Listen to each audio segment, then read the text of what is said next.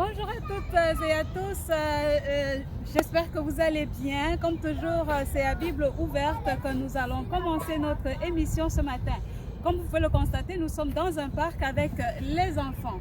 Alors, ne recule pas l'ancienne borne que tes pères ont faite. C'est tiré du Proverbe 22, verset 28.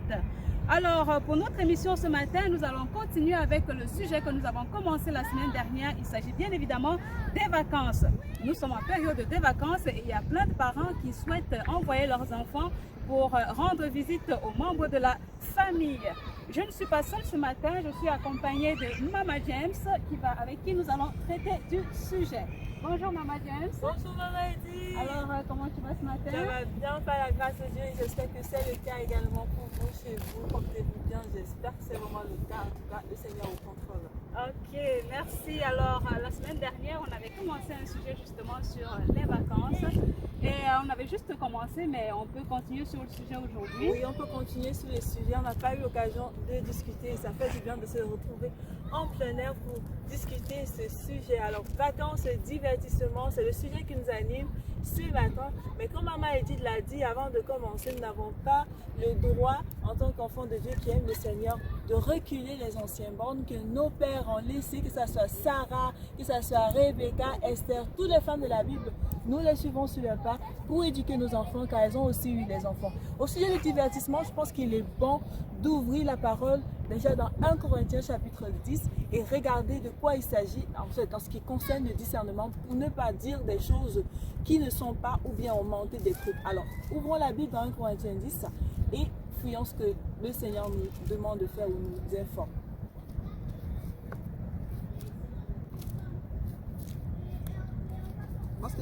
Et oui, nous sommes à 1 Corinthiens chapitre 10. Nous pouvons lire le verset 7.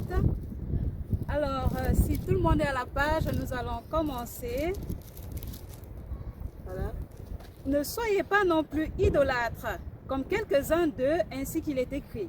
Le peuple s'assit pour manger et pour boire, et ils se levèrent pour jouer. Alors, pour jouer, ici, le jeu, ça fait toujours référence aussi au divertissement. C'est vrai que les enfants ont besoin de jouer. Ils ont besoin de jouer parce que ça fait partie aussi de leur croissance. Mais est-ce que c'est parce qu'ils ont besoin de jouer qu'on va les envoyer aussi dans n'importe quelle maison? Alors, qu'est-ce qu'on pense du divertissement? C'est vrai qu'il faut envoyer les enfants en vacances, mais avant d'envoyer les enfants en vacances, n'est-il pas important de tenir compte de l'environnement dans lequel ils vont évoluer, Mama James? Exactement, parce que si on s'amuse, à chaque fois qu'il y a jeu, à chaque fois qu'il y a la fête, à chaque fois qu'il y a toutes ces choses, la Bible nous demande de faire attention parce que des péchés se suivent. Après, envoyer les enfants se divertir, envoyer les enfants à vacances, c'est une bonne chose, mais il faut que nous prenions en compte les conséquences, soit positives, soit négatives. Il faut que, en tant que maman sage, on se rassure que les enfants sont dans un contexte qui est la gloire de Dieu et qui sera propice pour leur épanouissement spirituel. Exactement, donc comme on l'a mentionné, il y a beaucoup de choses, de facteurs qui rentrent en compte pour l'épanouissement spirituel des enfants. Alors avant d'envoyer, il est important aussi de voir si les enfants là-bas vont être toujours en contact avec la parole. Est-ce qu'ils vont être en contact avec les enfants aussi qui sont du même sexe, du même genre qu'eux? Parce qu'il est bien évidemment important de tenir compte aussi de voir si les enfants vont pouvoir avoir des personnes avec qui s'amuser. Et il est important aussi de noter que dans la Bible, on mentionne que les filles doivent rester avec les filles et les garçons doivent rester avec les garçons. Il en va justement pour leur éviter certains péchés, peut-être comme la fornication par exemple. Donc, nous allons lire par exemple, nous allons prendre un exemple dans la Bible tiré du livre de Ruth. Ok. Oui, nous allons prendre l'exemple dans le livre de Ruth, chapitre 2. Allons-y, ouvrons la parole. Moi, je l'ai déjà ouvert. Ok, rapidement. donc on va se rendre justement à Luc au chapitre 2. J'y vais tout de suite. Oui, voilà. Luc chapitre 2. Ruth, oui, verset 8. Oui, verset 8, on va lire à partir du verset 8. Alors, excusez-moi, je pense qu'avant de lire, il faut expliquer le contexte. En fait, c'est Ruth qui se trouve dans le champ de Boaz. Boaz qui est le propriétaire du champ et à qui les travailleurs l'appartiennent, que ce soit fille ou garçon. Il donne un conseil à Ruth. Exactement, merci Mama James pour le contexte. Alors nous allons lire à partir du verset 8. Et Boaz dit à Ruth, tu entends, n'est-ce pas ma fille, ne va pas glaner dans un autre champ, et ne t'en va pas non plus d'ici, mais tiens-toi ici auprès de mes jeunes filles. Tiens-toi ici auprès de mes jeunes filles. Ça nous dit quand même quelque chose, Maman James. Exactement. Boaz lui dit, tiens-toi ici. Ça veut dire que Ruth doit être dans un environnement où il a les yeux sur elle, où tout le monde peut voir, où c'est visible. Et c'est pareil, lorsque nos enfants vont se divertir, lorsque ils vont à l'extérieur, il est important pour le parent de savoir où l'enfant se trouve. Il faut que le parent, pas de savoir seulement dans la tête, mais il faut que le visuel soit là, il faut que le parent voit, il dit, voici où il y a mon enfant. C'est-à-dire qu'il faut que l'enfant soit toujours contrôlé par les parents, exactement comme nous le faisons aujourd'hui. Nous sommes au parc d'attraction avec les enfants et en même temps que nous sommes en train de vous parler, nos yeux sont sur eux, on sait qu'ils sont là, on les voit de temps en temps. On essaye on ne le perd pas de vue parce qu'on ne sait pas ce qui peut se passer.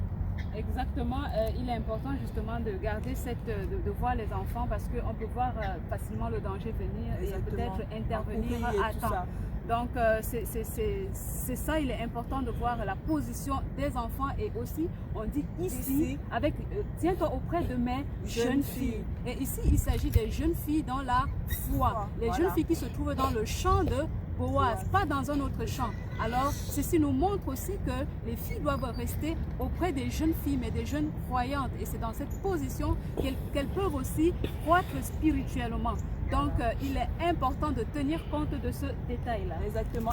Et ça commence dès l'enfance. On ne va pas dire qu'un petit garçon ne connaît rien. S'il reste avec une fille, ça ne va rien faire. Non, ça commence tout dès l'enfance.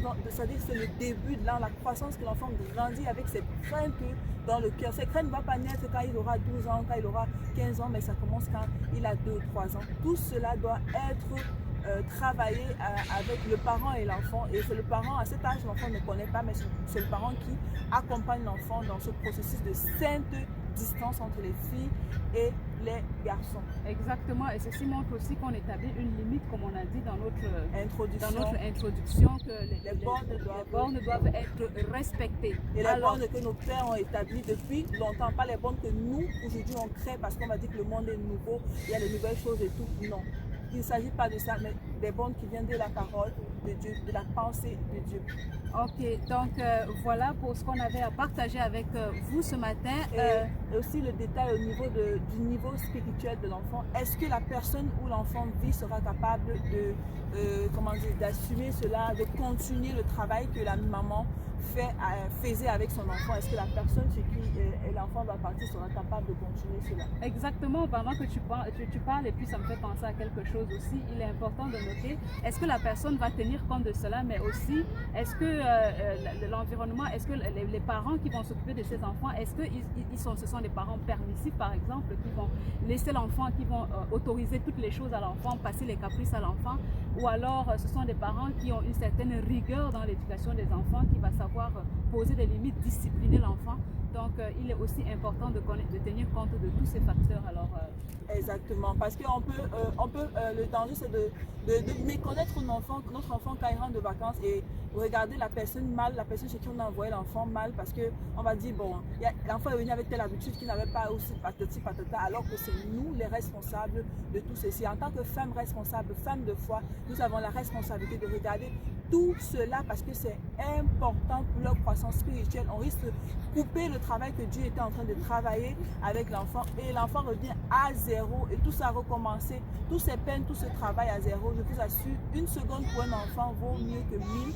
Là où l'enfant est laissé, où il fait tout, comme maman Edith l'a mentionné, c'est vraiment dangereux. Exactement, c'est très dangereux et notons que c'est toujours pour la sécurité de l'enfant qu'on le fait, parce qu'on peut envoyer les enfants en vacances et puis on revient en larmes, parce qu'il y a plein de choses qui peuvent arriver justement à ces enfants si on les perd de vue, si on coupe justement ce contact avec la parole, ce lien spirituel. Donc il est important, c'est bien, il faut envoyer les enfants en vacances, mais il faut tenir compte du contact que l'enfant va avoir avec la parole de Dieu, avec les enseignements, pour ne pas perdre ce contact. Alors, voilà, vous avez vu l'invité spécial que nous avons.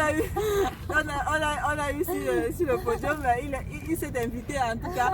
Alors, comme l'a dit, il y a eu beaucoup d'enfants qui sont morts parce qu'ils sont allés en vacances, parce qu'ils sont allés chez des amis. Les parents ne savaient pas où ils se trouvaient.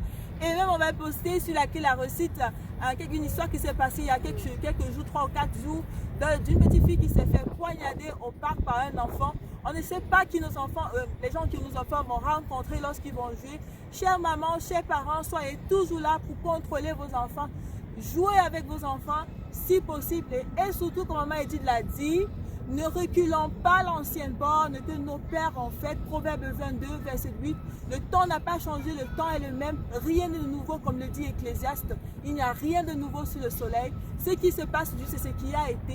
Et c'est sur ce que nous allons terminer cette édition de la clé de la reçue de l'éducation des enfants. Soyez en paix, portez-vous bien et surtout veillons sur les trésors que Dieu nous a donnés à la lumière de sa parole, à Bible ouverte. Bye.